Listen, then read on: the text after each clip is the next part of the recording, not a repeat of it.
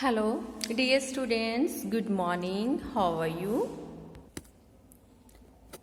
This is Punjabi class, assignment number 5th. Before starting work, let's take pledge.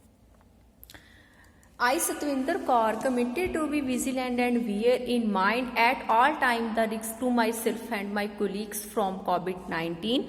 I promise to take all necessary precautions that prevent the spread of this deadly virus.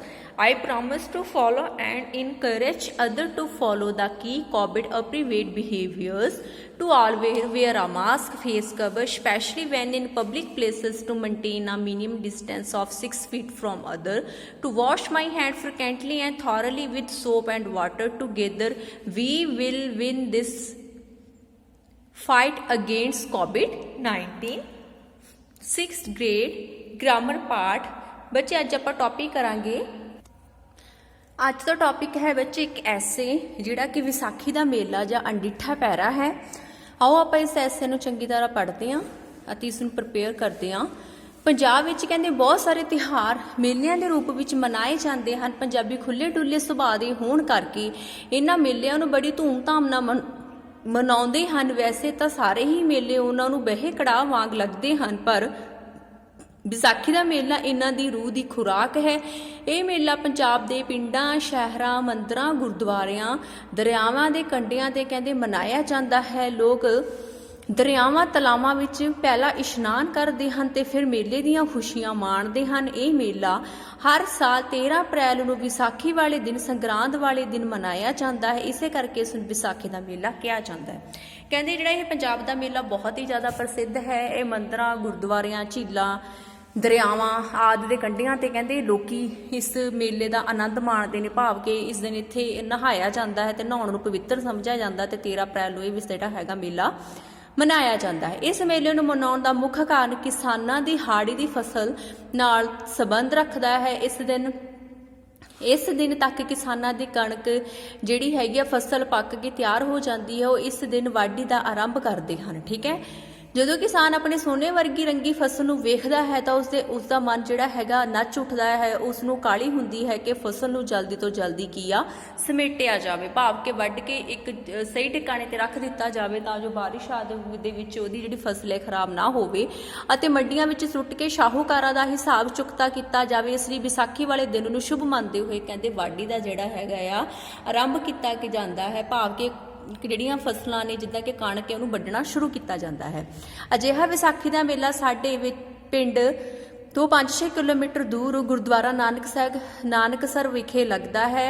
ਅਸੀਂ ਇਸ ਮੇਲੇ ਨੂੰ ਵੇਖਣ ਜਾਣ ਲਈ ਸਵੇਰ ਤੋਂ ਹੀ ਤਿਆਰੀ ਕਰ ਰਹੇ ਹਾਂ। ਮੈਂ, ਮੇਰੀ ਛੋਟੀ ਭੈਣ, ਮੰਮੀ ਪਾਪਾ ਨਾਲ ਮੇਲਾ ਵੇਖਣ ਲਈ ਚੱਲ ਪਏ। ਅਸੀਂ ਵੇਖਿਆ ਲੋਕ ਮੇਲੇ ਨੂੰ ਹੁਮ-ਹੁਮਾ ਕੇ ਜਾ ਰਹੇ ਸਨ, ਭਾਵ ਕਿ ਬਹੁਤ ਸੱਜ ਧੱਜ ਕੇ ਬੜੀ ਖੁਸ਼ੀ ਨਾਲ ਲੋਕੀ ਮੇਲੇ ਨੂੰ ਜਾ ਰਹੇ ਹਨ। ਕਈ ਲੋਕ ਪੈਦਲ, ਬੱਸਾਂ, ਟੈਂਪੂਆਂ, ਸਕੂਟਰਾਂ, ਕਾਰਾਂ ਆਦਿ ਤੇ ਜਾ ਰਹੇ ਹਨ। ਅਸੀਂ ਵੀ ਆਪਣੇ ਸਕੂਟਰ ਤੇ ਚੱਲਦੇ ਹੋਏ ਗੁਰਦੁਆਰੇ ਕਹਿੰਦੇ ਪਹੁੰਚ ਗਏ। ਸਭ ਤੋਂ ਪਹਿਲਾਂ ਅਸੀਂ ਤਲਾਬ ਵਿੱਚ ਕੀ ਕੀਤਾ, ਇਸ਼ਨਾਨ ਕੀਤਾ। ਕਹਿੰਦੇ ਸੀ ਸਭ ਤੋਂ ਪਹਿਲਾਂ ਤਲਾਬ ਵਿੱਚ ਨਹਾਤੇ ਹਾਂ ਤੇ ਫਿਰ ਕੀ ਕੀਤਾ, ਸ੍ਰੀ ਗੁਰੂ ਗ੍ਰੰਥ ਸਾਹਿਬ ਜੀ ਅੱਗੇ ਮੱਥਾ ਟੇਕਿਆ ਤੇ ਪ੍ਰਸ਼ਾਦ ਚੜਾਇਆ। ਫਿਰ ਅਸੀਂ ਬਾਹਰ ਮੇਲੇ ਵਿੱਚ ਕੀ ਆ ਗਏ। ਜਦੋਂ ਗੁਰਦੁਆਰੇ ਜਾਂਦੇ ਆ ਸਭ ਤੋਂ ਪਹਿਲਾਂ ਇਸ਼ਨਾਨਾਂ ਜਾਂ ਮੂੰਹ ਹੱਥ ਧੋ ਕੇ, ਪੈਰ ਵਗੈਰਾ ਆਪਣੇ ਧੋ ਕੇ ਗੁਰਦੁਆਰਾ ਸਾਹਿਬ ਜਾਂਦੇ ਆ ਤੇ ਫਿਰ ਕੀ ਕਰਦੇ ਆ, ਗੁਰੂ ਜੀ ਦੇ ਦਰਸ਼ਨ ਕਰਦੇ ਆ ਅਤੇ ਫਿਰ ਕੀ ਕਰਦੇ ਆ, ਉਸ ਤੋਂ ਬਾਅਦ ਬਾਜ਼ਾਰ ਵਿੱਚ ਜਾਂਦੇ ਹਾਂ।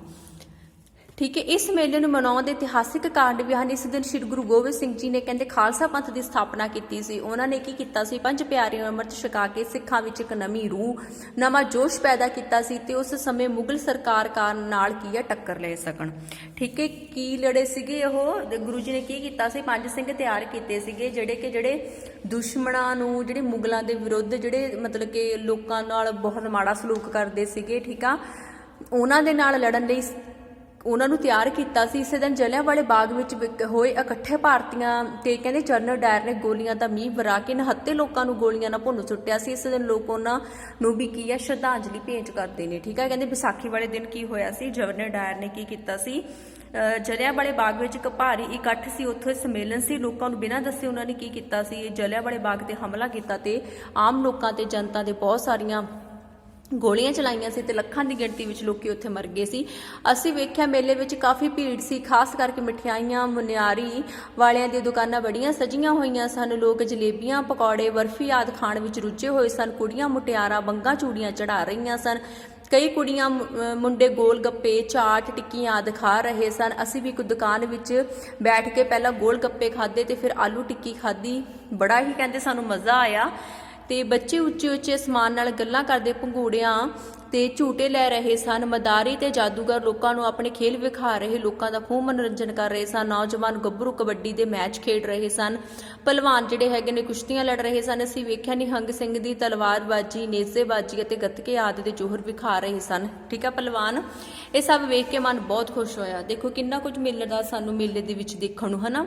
ਅਸੀਂ ਮੇਲਾ ਖੂਬ ਘੁੰਮ ਫਿਰ ਕੇ ਵੇਖਿਆ। ਸ਼ਾਮ ਪਈ ਤਾਂ ਅਸੀਂ ਆਪਣਾ ਸਕੂਟਰ ਚੁੱਕਿਆ ਤੇ ਘਰ ਨੂੰ ਚੱਲ ਪਏ। ਅੱਖੀ ਵੇਖੇ ਮੇਲੇ ਦਾ ਦ੍ਰਿਸ਼ ਕਾਫੀ ਦੇਰ ਮੇਰੀਆਂ ਅੱਖਾਂ ਦੇ ਸਾਹਮਣੇ ਜਿਹੜਾ ਹੈਗਾ ਘੁੰਮਦਾ ਰਿਹਾ।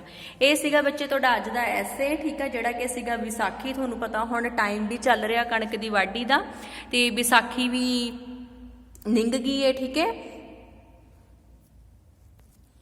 ਇਹਦੇ ਨਾਲ ਬੱਚੇ ਇੱਕ ਨੈਕਸਟ ਟੌਪਿਕ ਆਪਾਂ ਹੋਰ ਕਰਨਾ, ਜਿਹੜੀ ਕਿ ਹੈ ਐਪਲੀਕੇਸ਼ਨ।